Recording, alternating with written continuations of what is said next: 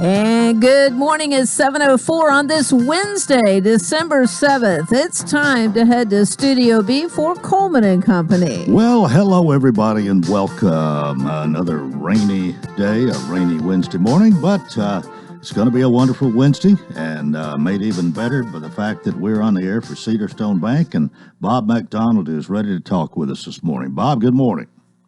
Coleman, good morning, and it's always good to be with you on Wednesday mornings, and thank you for letting me join you by phone this morning. It's a busy time of year. It's hard to be everywhere at the same time. Yep. Well, that's for sure. Bob, of course, President, Chief Executive Officer, Cedar Stone Bank, Lebanon, Mount Juliet, Donaldson. Simple banking, simply better, and it's been that way from the beginning.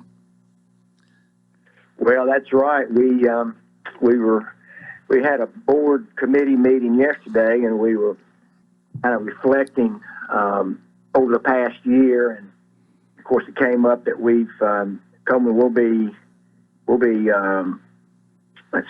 19 years old in April. We opened in April of 2004, so it's hard to believe that we've been around that long. It's gone by quickly, hasn't it? Yes, it has, and you've been with us nearly every Wednesday since that happened. Mm-hmm. I remember when we first opened the bank, you came and you broadcast live from what was then our temporary office in Lebanon, down in it was then called the Signature Jewelry Building, and you came, and I remember you were broadcasting live, and you had the truck, and Susie was there, and MJ was there, and we had a big morning. Oh, yes, and I've been going strong ever since. Yeah. Any particular thing you want to address this morning? Well, we haven't talked about the economy in a while, and I thought it might be good that we had that conversation as we close out the year, and the Federal Reserve is scheduled to meet on the 14th and 15th of this month. So they've got a meeting coming up in about a week, at which time they're expected to raise interest rates again. The expectation is for them to raise them by 0.5 point, and so that will be 5 consecutive meetings where rates have been raised. The first bump was earlier in the year. I think it was April. They raised it 0.5 point, and then there were 3 consecutive 3/4 point bumps. So rates have really jumped up. Prime rate is now at 7%, and so it'll go up even more next week. And we're seeing, that their hope, of course, Coleman, is by increasing rates is to slow the economy down and take pressure off of inflation. And so that's their hope. It seems to be working to some degree, Coleman, but, the consumer, folks like you and me and your listeners, we're still very active in the economy. It doesn't seem to be slowing us down that much. We're still going out to eat, and we're still buying things that we need, and shopping season seems to be off to a good start. So even though rates are up and they're hoping to slow down economic activity, it doesn't seem to be happening as quickly as they would like. Let me ask you this. The fact that it's anticipated to be a half instead of 3/4, is that in itself significant? Well, it is for 2 reasons. One, just that the optics of it, the optics would make you think that they're seeing some reduction in inflation, so they don't need to increase it as much. So it's important from that standpoint, and it's also important from a functional standpoint to see that they're not going up quite that much. So hopefully, a less of a rate increase should be more helpful to those of us who are out there, borrowing money, for example. All right. Has the rate increase dampened the enthusiasm of borrowers that you deal with here in Lebanon and Middle Tennessee? Well, the primary area that we're seeing at Coleman is in home mortgages. We've really seen a decrease in home buying, home refinancing, those types of things. So we are seeing less mortgage loans going on, and that's reflected in just the number of home sales is down. So yes, we are seeing that. Coleman, gosh, 6 months ago, a 30-year fixed rate loan was 2.75% on average, and now it's about 7.25% on average. So you can see that's quite a bump, and it decreases borrowing capacity. If, for example, someone who 6 months ago could have qualified for a $200,000 mortgage, well, now they can qualify for a $100,000 mortgage. So you can see how that can impact home buying activity. Right. Well, we got just time enough left to talk about your free checking account, which is your signature product and something we try to mention each Wednesday.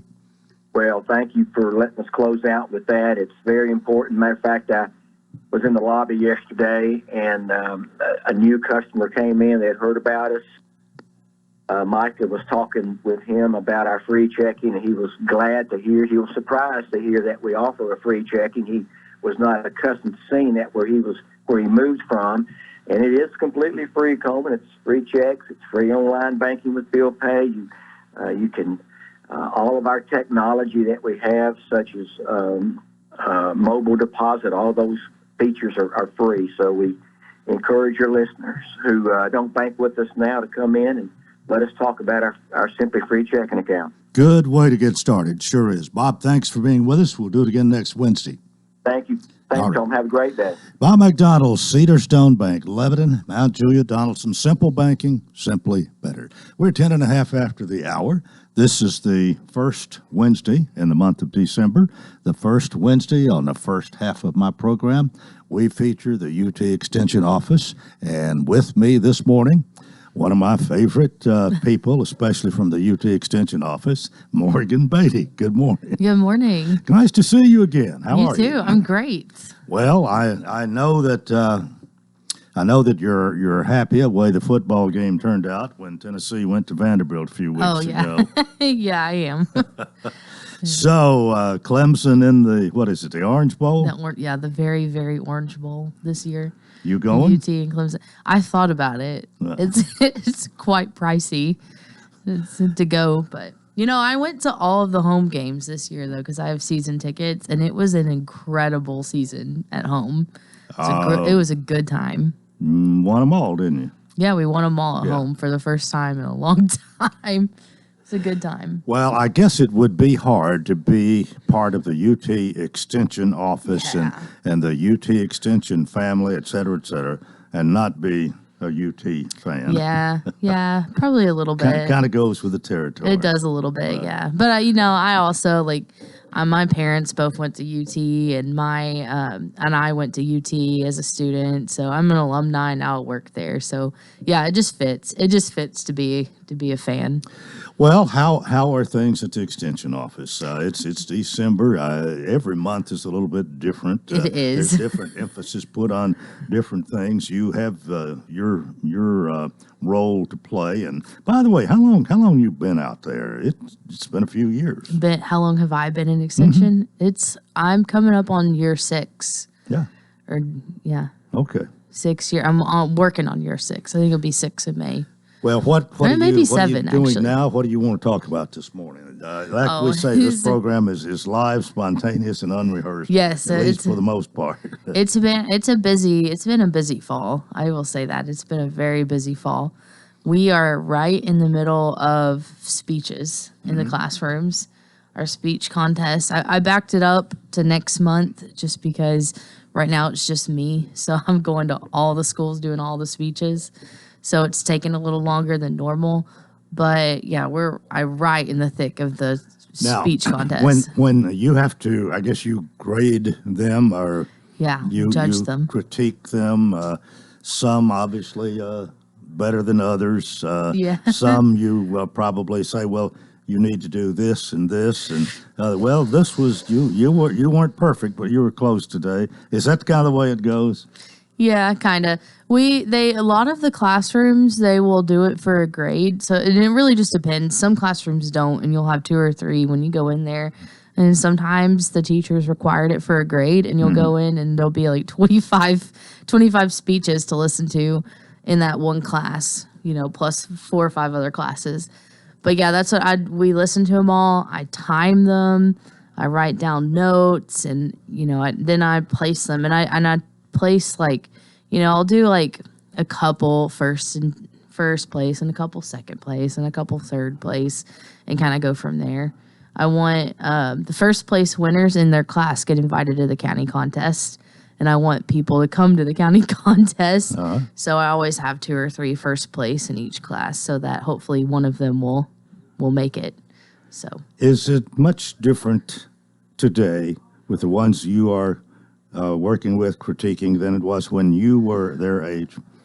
I don't think so. Not too much different. I mean, now that I'm older, I look back on it and I'm like, wow, that was, it's not a hard contest now, but it's hard when you're in 4th grade, 4th or 5th grade. I wasn't good at it in 4th and 5th grade either. I didn't like it. I whispered. So, well, maybe some people don't have a problem, but for most of us, I think just standing up in front of an audience, Yes. there and not shaking is an accomplishment. Yes, yeah. It's funny too. It's like, for 4th grade, it's a 1 to 3 minute speech, and 5th grade is 2 to 5 minutes. And looking back on, and that hasn't changed. So looking back on it, as a 4th grader, 1 minute just feels like a really long time. And then, when you're timing it from the 4-H agent's perspective, and they're, it's like 40 seconds and you're thinking, oh, come on, you could have talked another 20 seconds, But I mean, for, as a 9 or 10-year-old, a whole minute to talk is a long time. But it's really important, and no doubt it's helpful to them to push ahead and do this, and maybe to have somebody kind of Yes. requiring it. Part. It's difficult for some, but it's worth it. Oh yeah, and it's an important skill. That's what we try to What's what we try to tell them, get them to understand as we're, doing the lesson. Because I'll come in last month, and I came in and I did a lesson on public speaking, on the parts of a speech, and having an introduction, and having good eye contact, and speaking loudly, and those kinds of things. And we'll talk about that. And they'll be like, oh, I don't want to do it. It's so terrible, and I'm like, well, here's the thing. This is like step 1 in a long line of you having to do public speaking. So you're going to be giving speeches throughout the rest of your when you go to high school, you'll be doing speeches. You'll be doing them in middle school. Some of you will go to college and be doing speeches. And, if, some of you might get a PhD or a master's degree, and you have to give a big presentation at the end of that, So, and then some of you will do it in a career. 1. Yeah, this is step 1. And this is the fun one because it's only 1 minute and you can talk about anything you want. Morgan Beatty is my guest from the UT Extension Office. It's a little past time for us to take a break here on Coleman and Company FM 98.9. And it's 7:17. Let's see what's happening on the roadways. Thanks to our friends at Bates Ford, that regular oil change $34.95 up to 5 quarts of oil, tax and disposal. 1673 West Main.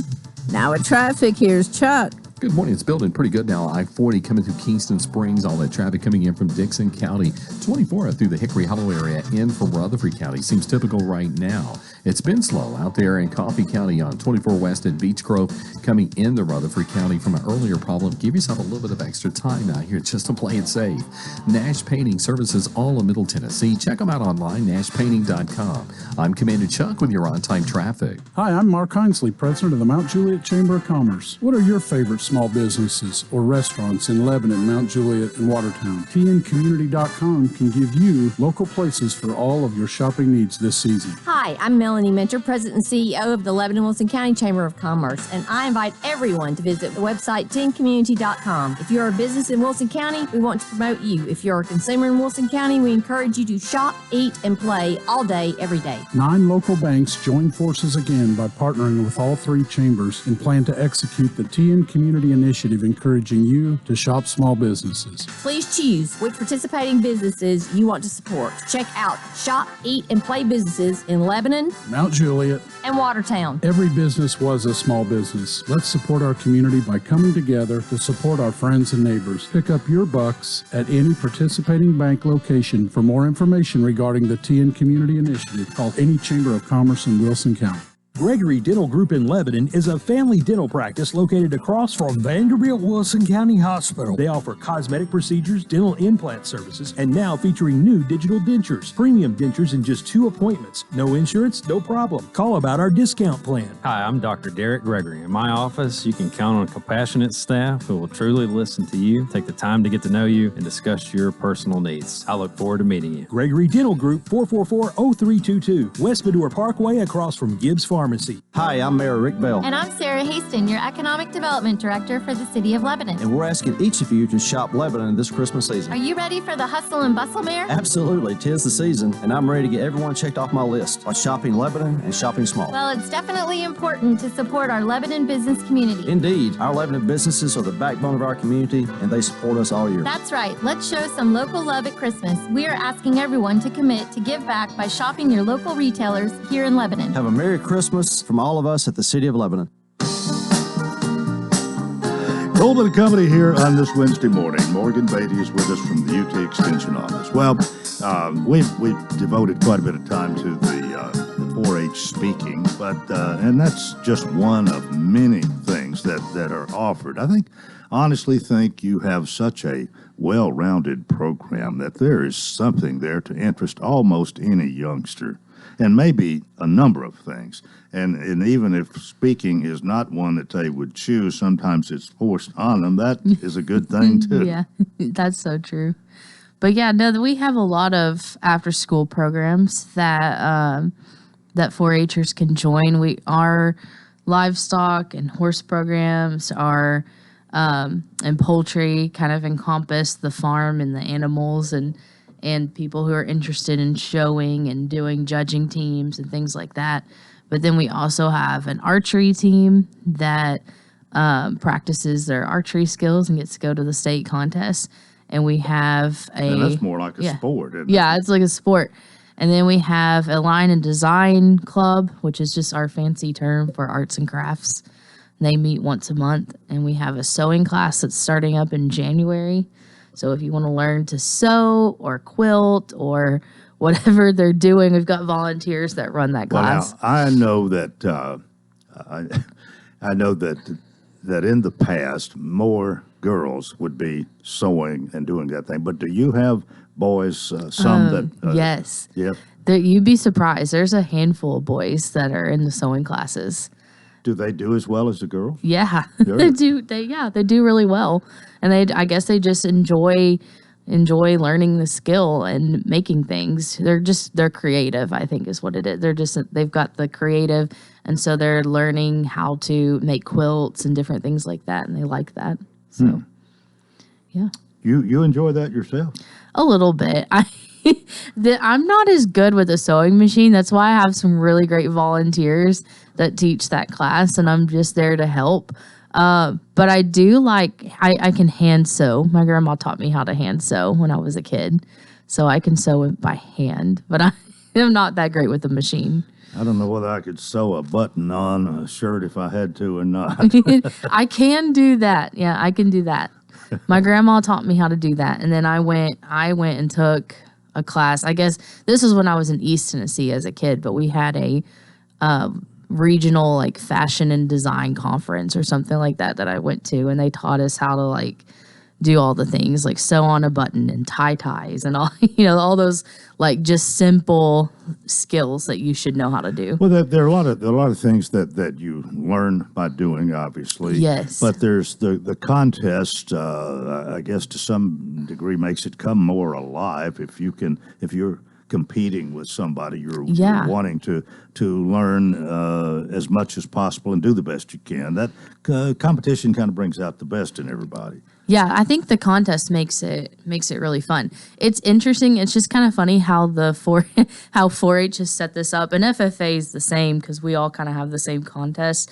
But we've disguised all these life skills that are really important into this fun team thing that you get together and you get to do it with your friends, and you're learning about horse or livestock or whatever it is that that you're interested in, that you're learning about, and then you get to compete, and it's exciting, but really you're learning how to make really good decisions, and you're learning about how, if you're showing livestock and you do livestock judging, you're learning those skills that the judge, when you're in the show ring and they're placing your animal or placing you as a showman, you're learning those skills so you can take that back and be like, wow, this is maybe why the judge placed my sheep or this sheep a certain way.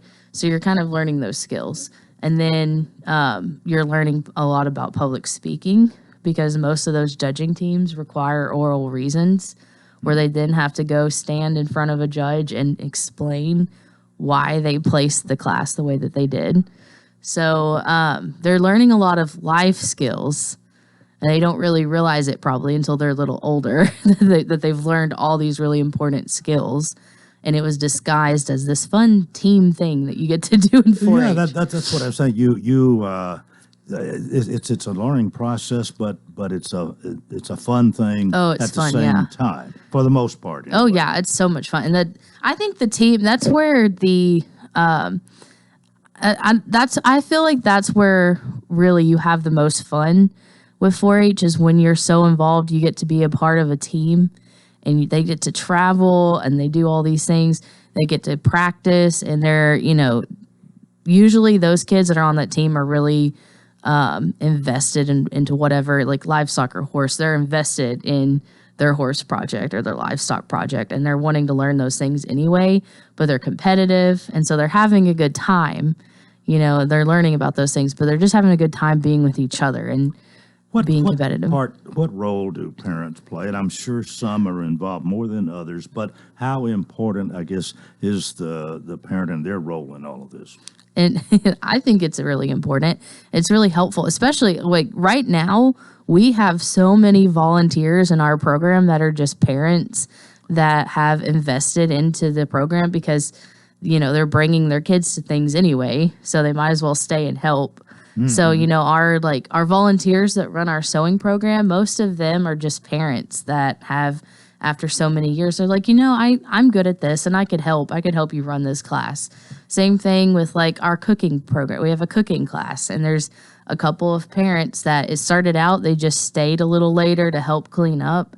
And now they're, more invested in the program. and same thing with the judging teams. There's usually some parents that will help teach it or help even just things like with horse. Sometimes we'll have parents that are like, we have horses at home, and we will bring some tack or some equipment so that we can look at some actual pieces of equipment instead of just pictures or, something like that. Or they have sheep. And so we go out to their farm and we look at their sheep instead of just looking at pictures. So they get really invested, whether they're volunteering or they're just helping us out. They get really invested. Speaking of sheep, do you ever do shearing? I haven't sheared. I've gotten away with not having to shear any sheep myself, but I know that when my dad was here, he was shearing a lot of sheep. That was part of his. Yeah, he was really invested in the youth livestock program when he was here as a 4-H agent, and he talks about that all the time. He was like, I spent all summer shearing sheep when I was a 4-H agent. And I was like, I haven't had to shear sheep on my own. I've helped some people, but not. Morgan, let me ask you this. If somebody wants to participate in 4-H, is there any really good reason that they can't? Nope, not at all. We have something for everybody. And it's pretty much available all over the county? Yep, all over the county. We have one club that meets in Mount Juliet. It's our STEM club, meets at Charlie Daniels Park. So that's kind of our attempt to have something on that side of the county, because typically we're over here in Lebanon at the fairgrounds. So we have a club that meets in Mount Juliet. So, we can be all over the place. People in the Watertown area, they part of it too? Yeah, well, we meet we're in the schools at Watertown, so that's kind of help. We get them through the schools. But yeah, we have a pretty big program with the Watertown kids because or a big participation with them because a lot of them show livestock, so they're involved in that way. But there's also a lot of kids that are just from Watertown that are in like archery or line and design or cooking, that they've just joined for different reasons. If somebody is hearing this, some parent, grandparent, wants more information, call your office maybe? Yeah, call our office. We have what we call an interest form. It has all of the things on there, all the different clubs and classes and programs that we're doing that they can go on there and mark, put their information on. And then when we get to the point where we're recruiting for the horse club or recruiting for livestock or we're having our next archery class, we send information to them about how to sign up for whatever it is they've marked on that sheet. You got a website with information? Yep, too? there's a website. It's like Tennessee. I think it's wilson.tennessee.edu or something like that. Well, but you can Google Tennessee 4-H Wilson County. That might be, yeah. Well, one last thing. How's Lucas doing? Lucas is great. Where All he right. was yesterday when I saw him in the office. He seemed like he was great. Lucas Holman. He always has a smile on his face, we too. used to call it county agent. What is it? Yeah, it's the county director. County director. Yep. County director. An Lucas ag Holman. agent. And Morgan Beatty is in charge of the 4-H and with us today. Our time is up. Thanks for being with us. Good to see you. You too. All right.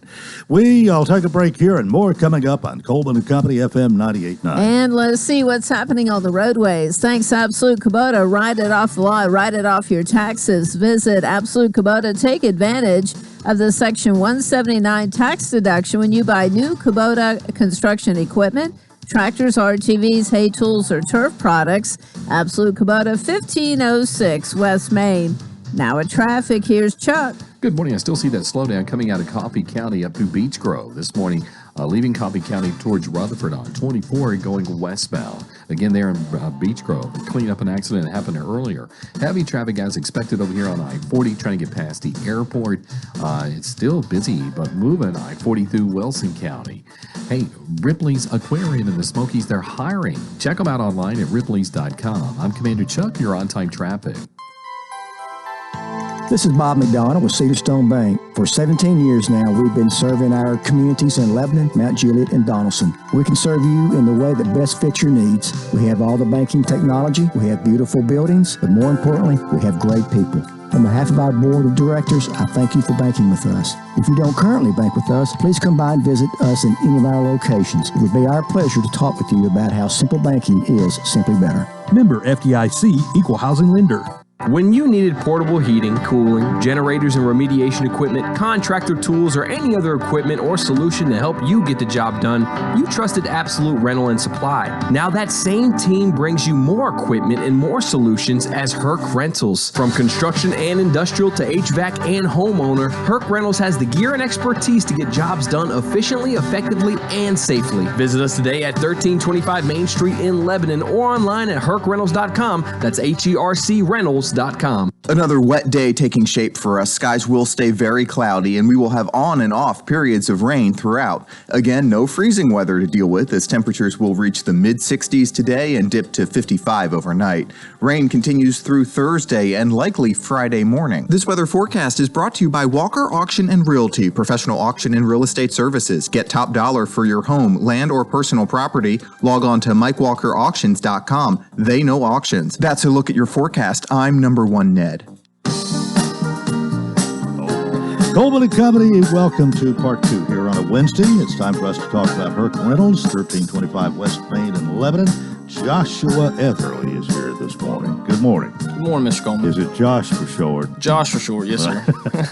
Well, Josh is you're the son of Philip Etherly, but you're still with Herc Rentals, 1325 West Main, and work there every day, 5 days a week, maybe? 5 days a week, 7 to 5, and then some Saturdays from 7 to 12. So what do you mainly do? I mainly work at the counter right now. So just taking contracts, taking phone calls, making reservations. That's the majority of what I do right now. Well, I guess you've probably been there almost since the beginning. You may be a little boy when it started. Yeah, I've been up there. I really didn't start working probably till I was 16, but I've worked every position that's there, from washing the equipment in the back to loading the customers with the equipment. So I've done a little bit of everything while I've been there. And so, but because of that, you know the whole operation. Yeah. So you're a valuable guy, no doubt. Yeah, there's a lot of times I might be in the morning, I might be in the truck delivering equipment, and then I might spend a couple hours up on the counter doing that, and then you never know what you might have to do. Well, of course, there's been some changes made. Herc Reynolds is I guess, is it nationwide? It's nationwide, right. And it's they got locations in Canada. I believe there are like 320 locations across the U.S. and also Canada. Well, I think it has afforded you an opportunity maybe to offer a little bit more than you could when it was just Absolute Rental owned by your father. But a few changes have been made, but I think still you haven't changed your phone number, which is 443-RENT, and the fact that you have access maybe to a little bit more of the equipment and tool rental than you did before. We definitely have a lot more access to more equipment, bigger equipment and smaller equipment. A lot of these big construction warehouse jobs going up around here need multiple pieces, for multiple months. So with the transition to Herc, we definitely have a lot more equipment that we can provide the customers.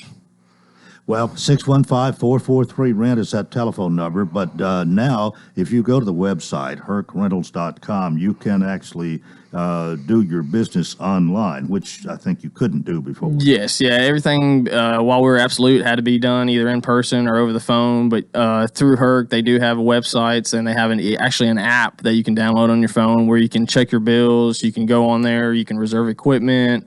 You can call equipment off rent. So really eliminates you having to call in or having to come into the store.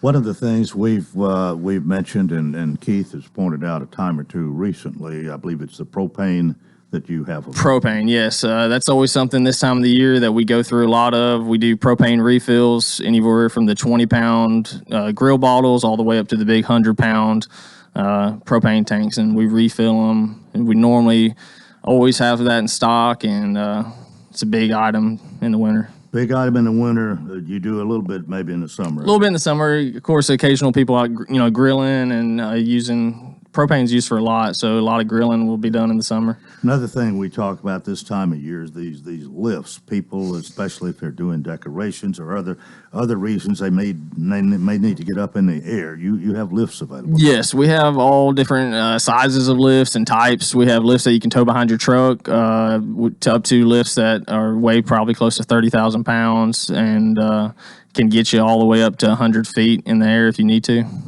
Well, another good thing, too, that you've been doing and are continuing to do is if you don't have the means to transport the piece of equipment you're renting, you deliver it and pick it up. And that's a great thing, too. Yes, we do. We offer delivery and pickup. It all just depends really on how far away it is from our store.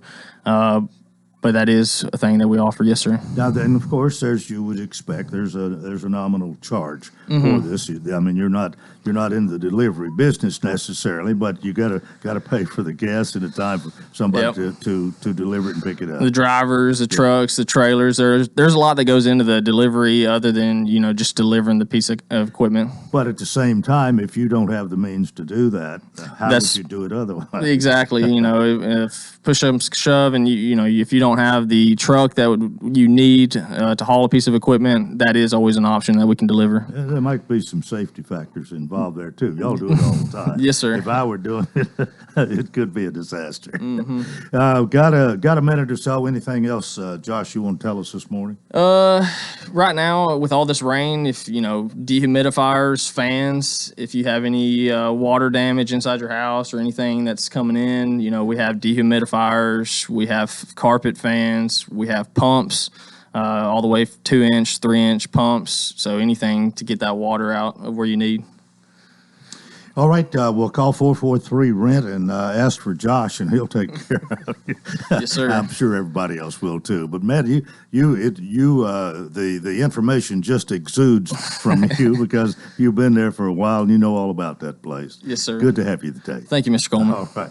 Joshua Etherly for Herc Rentals, 1325 West Main, 615-443-RENT, and the website is hercrentals.com. We're 22 before the hour, and I want to welcome Lebanon Mayor Rick Bell. He is live in studio, and Mayor, good morning. Good morning, Coleman. Good to see you. Always good to see you. I know we're going to find out what's going on in the city when you come out. You give us a report at least twice a month. Yeah. And usually after each city council meeting, and you've got a list a mile long this morning. Well, it's a list. Sometimes it's longer, sometimes it's shorter, but I do have some things to talk about today. We did have a council meeting last night, and there's a lot of general business on it, but there were a few things I think were important. Last night was the first meeting for Phil Moorhead, who is the new counselor for Ward 6. So we welcomed him aboard, and he's starting to learn his way now. So he's had an official meeting. So I think that's going to go well. I know he's going to work hard, and we all look forward to working with him as we move forward. And also last night, the council chose as their new mayor pro tem, Councilor Chris Crowell. So he's going to take on that role for the next 2 years. Jory Carmack has done it for the last 2 years, and he's done a really good job, and now Chris is going to do it. So that's something that happened last night. And then also, I reappointed William Westmoreland to the Airport Commission.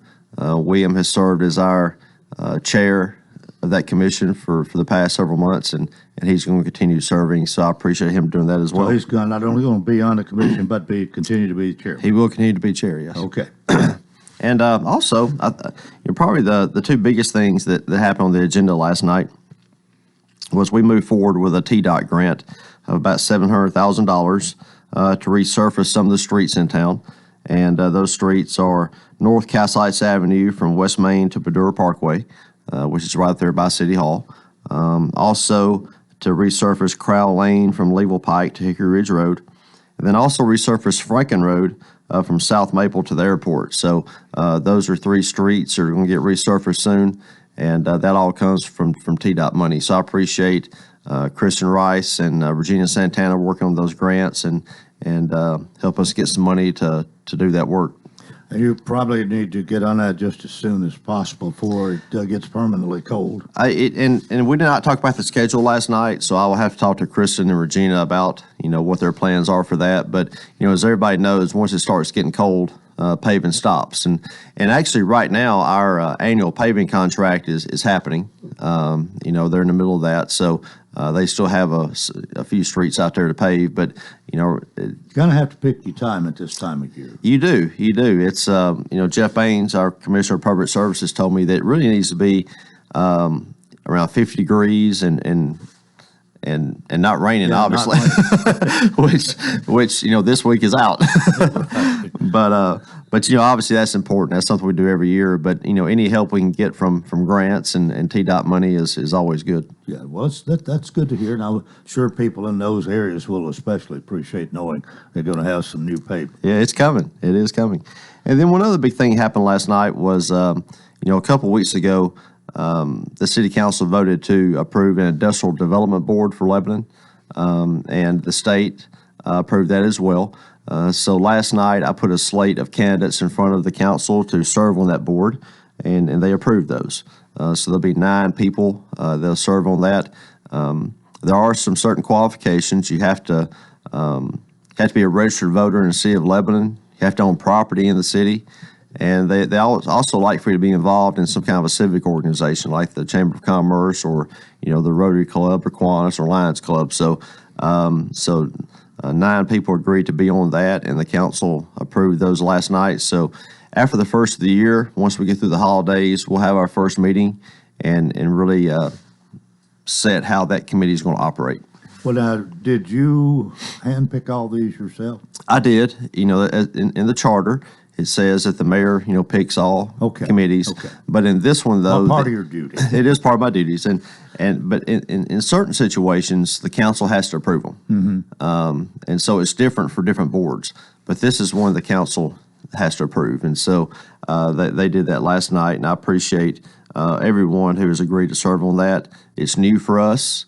It's probably going to be a learning experience as we go forward. The 9 people who were chosen. I think they'll do a good job, and they obviously they all agreed to do it. And well, I don't mean to put you on the spot, but I'm sitting here. Who are these? Well, I'll tell you. I was going to let you ask. I want to know. One of them you know very well, Susie James. Okay, all right. But I'll go down the list. Jessica Fain. She works for the YMCA in Nashville. She's going to be on it. Dean Adams, who knows a lot about the restaurant industry. David Pinuel, who obviously is in the banking industry. Sean Dozier, who you know very well. He's out here every week. Payne Bone. He's part of the Bone family tradition. His family's been in business here for over 100 years. Mike Moscardelli, who's been in industry here for a long time. Will Hager, who actually used to be the city planner, and he's gone on to into the private sector. James Bryant, who's a local CPA, and then, as I said, Susie. Right. So that's the 9 people. Okay. Yeah. All right, and they were approved by the council last night? They were. Okay. Yeah. You don't need but one reading, one vote? Just one vote. Okay. So this is official? It is. Now, I will say this, their terms are going to stagger. So some of the people have 2-year terms, some have 4 years, and some have 6 years. And we started it that way so when it starts rolling, there'll be a staggered rotation as people go on and off. You don't have to start all over every 6 years. You have a staggered thing. Yeah. Okay. Well, I guess this is a good time for us to take a break. Mayor Rick Bell is here, but we've got a lot more to talk about, so keep it here, FM 98.9. And it's now 7:44. Let's see what's happening on the roadways. Thanks to Bates Ford, the Works Vehicle Checkup. $49.95. They'll make sure your vehicle is ready for any road, up to 5 quarts oil, tax and disposal, tire rotation, safety check too. 1673 West Main. Now at traffic, here's Chuck. Good morning. I see a stall moving truck here on 24 westbound near Bell Road. It's over to the right-hand side, but people are slowing down big time. The Rubberneck, again, that's really extra slow now on 24 westbound, trying to get in from Rutherford County here up around Bell Road. It's been slow. 24 westbound in Beech Grove from that earlier wreck. That's delayed a lot of people coming in from Coffee County. Still heavy out here, I-40, trying to get past the airport. Still busy, but it's moving coming in from Mount Juliet. Hey, Nash Painting services all of Middle Tennessee. Check them out online at nashpainting.com. I'm Commander Chuck with your on-time traffic. Middle Tennessee's largest, longest running, and most affordable holiday tradition, the Dancing Lights of Christmas, is now open with new lights and new music so you can create some new Christmas memories. For 2.5 miles, your family will be captivated as you watch over 2 million lights dance perfectly in sync to rockin' Christmas tunes, all from inside the comfort of your own vehicle. Stop by Santa's Village for food and fun, pictures with Santa, even a helicopter ride above the lights. 5 p.m. nightly at the Wilson County Fairgrounds. More info at thedancinglightsofchristmas.com. We all like to save money, and State Farm can help with discounts. When you combine your car insurance with State Farm homeowner insurance, you get big savings. So talk to me, Jeff Gannon, in Lebanon or Mount Juliet. State Farm Good Neighbor Service that has made us America's #1 insurance company. Together, we can help you make sure you get the discounts you deserve and the coverage you need. Come see me, Jeff Gannon, in Lebanon or Mount Juliet, and find out why more homeowners and drivers trust State Farm than any other insurance company. As the month of December continues, an old foe comes to town. The Titans take on the Jaguars this Sunday at Nissan Stadium. Titans Countdown, presented by Farm Bureau Health Plans, begins at 11. Then Mike Keith and Dave McGinnis bring you all the action with that kickoff set for noon. Brought to you by Fakes and Hooker, Bates Ford, Steve Mall Plumbing, the Jewelers, and the City of Lebanon Gas in Tennessee. 811, call before you dig. This is Wilson County's home for real country music and the Tennessee Titans. Real Country 98.9. Coleman and Company here on Wednesday morning. With Mayor Rick Bell.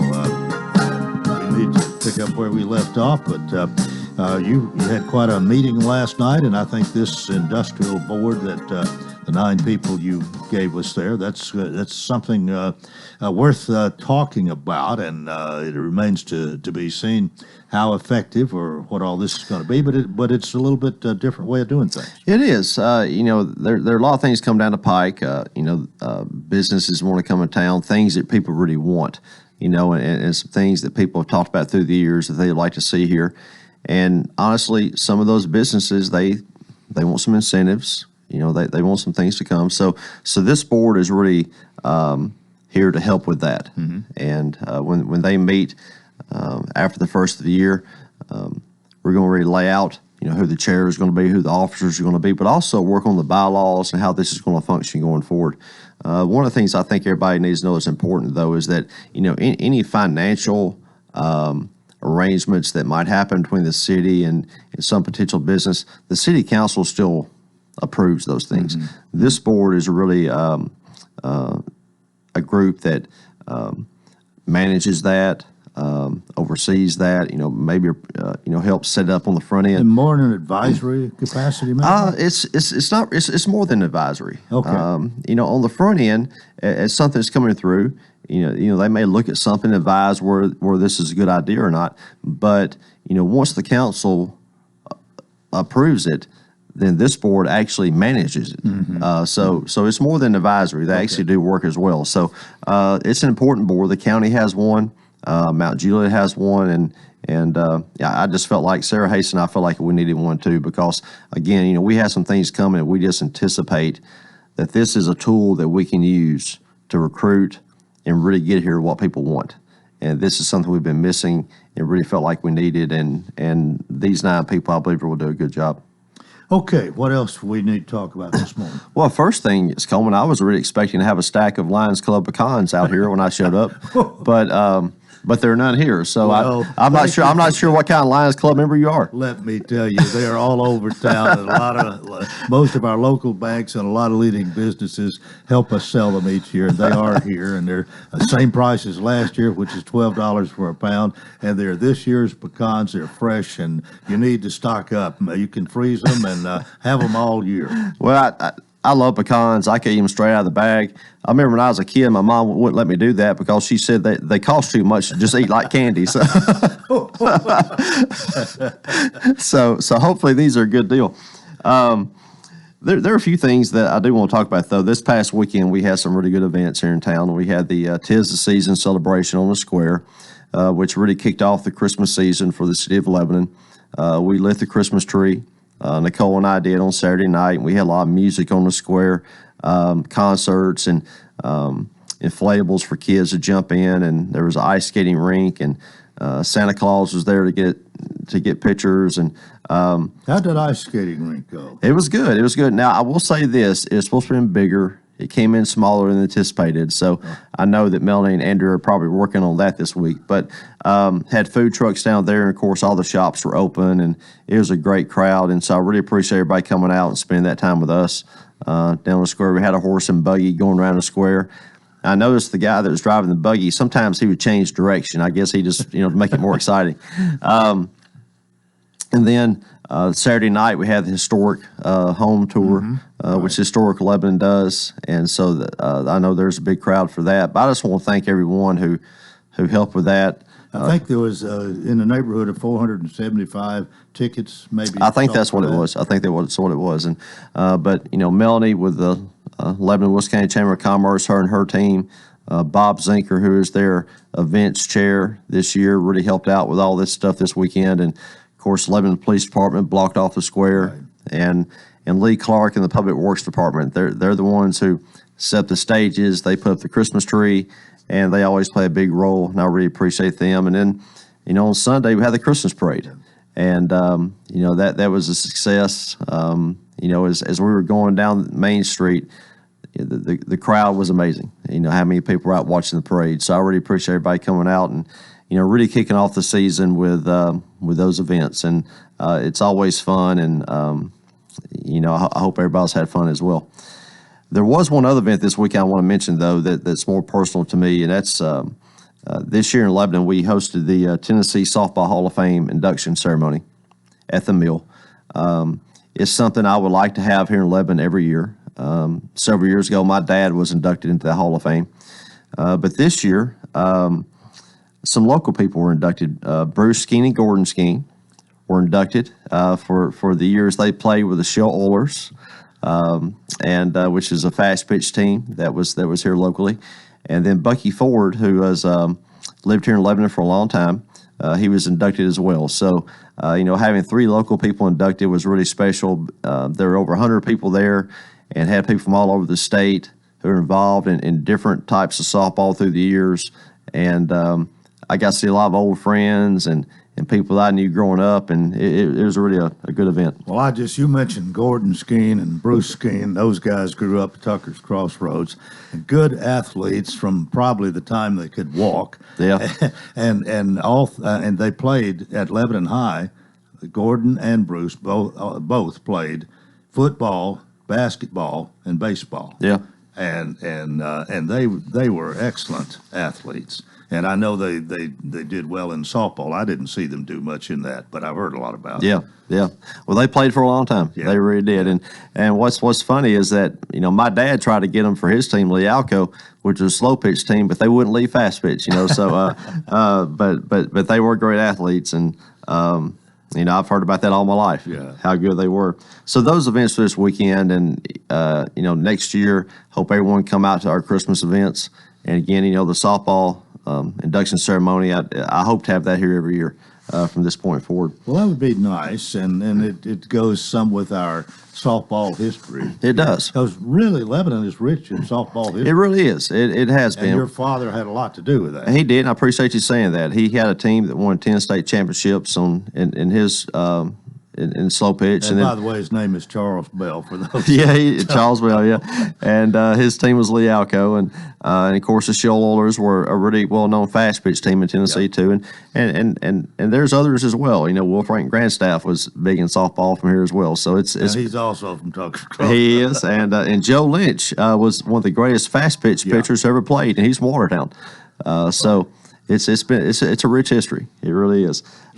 His wife worked at the Housing Authority at one time, and I had an Aflac connection there, and I got to meet him, and I didn't realize what a great softball pitcher he was. Honestly, till I saw his death notice a few years later. Actually, he's in the National Softball Hall of Fame. Yeah. He was really big. But there are a few other things I need to talk about too. Something that we've been talking about for a long time. I've had a bunch of calls about it. Back in July, we ordered a new water heater for the indoor pool of the Jimmy Floyd Center. Through production delays, shipping delays, it took forever to get it. It's really affected the people who use that indoor pool for exercise classes. It has been installed right now. We finally got it. And so I just want to make sure everyone knows who's involved in those classes that it'll be up and running here in a few days. Who's installing it? That's a good question. Alex Major, who is the director of the Floyd Center, he's really been on top of this, and he's been working with the company. And frankly, I can't think of the name of the company. But anyway, that's some professionals. It's going to be a lot better once it's. Absolutely. I mean, it's these are people who do this everywhere who are installing this, and so it's been a real situation. I'll be honest with you, getting that in, and it really has affected a lot of people who use that pool. That is true, and they've been frustrated, and I have too, and so has Alex. But we finally got that done, and then. Also, speaking of the Floyd Center, on December 17th, they're going to have their own Christmas event. And they're going to have a lot of activities during the day for kids, a lot of things going on over there. And Alex has done a really good job of creating events to bring people in that may not involve exercise or pools, but, some other things as well. So this is the first time they've done this, and I'm looking forward to that as well. Okay. Are you through? Well, I have a few more things. All right. We got 3 or 4 minutes. Okay. Last week, we held a groundbreaking for a project we're going to do out on 231 South. We're doing a water main replacement out there. That water line has been around for decades, and as we know, that's an important commercial and retail corridor for us. And frankly, in the past few years, there's been a lot of issues with leaks and basically shutdowns. There's all restaurants out there, and if they go into work and they don't have any water, that's a problem. So we're going to get on that. And we had a groundbreaking the other day at 5:30 this afternoon. We're actually having a meeting with the business owners out there to kind of talk to them about what's going to happen, because it's a big project. Going to be a lot of construction out there. Well, there'll probably be some sacrifices on their part to get from point A to point B. It will be, and we're going to explain how it's going to work, because we're not going to keep people's driveways closed or anything like that. But it is a big deal. It's over a mile of water line that's going in, and I had somebody ask me the other day, why are we having a groundbreaking for water line? That seems like a pretty routine thing, but it's really not. And I don't think that. I really don't think anything we do is routine, because everything we do at the city is important to the people of Lebanon. And this one is really important for those businesses out there, for their customers. And I really think it should be celebrated that, that we're getting this done for them. Now, it's going to be a process. It's going to be construction. As I said at the groundbreaking the other day, there are probably going to be some frustrations. Yeah. I'll get frustrated. They will too. But we'll get through it. And, at the end of the day, it's going to be an improvement. It's going to be positive. But I just want everybody to know that is going to be happening. It's going to start here, probably after the holidays. What kind of impediment will there be as far as traffic goes, or will there be much? So when you go out the road, it's going to be on if you're going south, it's going to be on the left side of the road, the Cracker Barrel side. Right. And so, as far as traffic flow going back and forth, it's not going to impede that. But when you start trying to turn in places, okay, it's going to be an issue. It really is on some levels, because they're digging a hole in the ground. They're going to fill it back in with gravel. You have that. It'll be muddy. It'll be dusty. As you see in construction projects. So that'll be happening. But again, once it's done, we'll have a brand new water line out there. It'll work, and it'll work better for the businesses, which in turn will work better for the customers too. Best case scenario, when will that be finished? That's a good question. It's going to take a while. It really will. A year? They really haven't told me any estimates on that, but yeah, I wouldn't be surprised if it takes that long. Okay. Because it's a long All right, line. we're about out of time. One last thing? Okay, one last thing. We had Small Business Saturday. Just remember, please, that during this Christmas season, every day is Small Business Day. So go out there and support our local businesses. They work hard, and they're a big part of our economy. And I can't go through today without remembering that today is Pearl Harbor Day. Yeah. 81 years ago, Pearl Harbor happened on December 7th, 1941, and obviously that's a big day in American history and world history. And I always remember that when this day comes around. The day that'll live in infamy. It will. That's what he said. That's what he said. President Roosevelt. Yeah. Thanks for being with us, Mayor. See you next time. Thank you. Mayor Rick Bell, that's it for Wednesday. Please join us tomorrow. Till then, I wish you a wonderful day.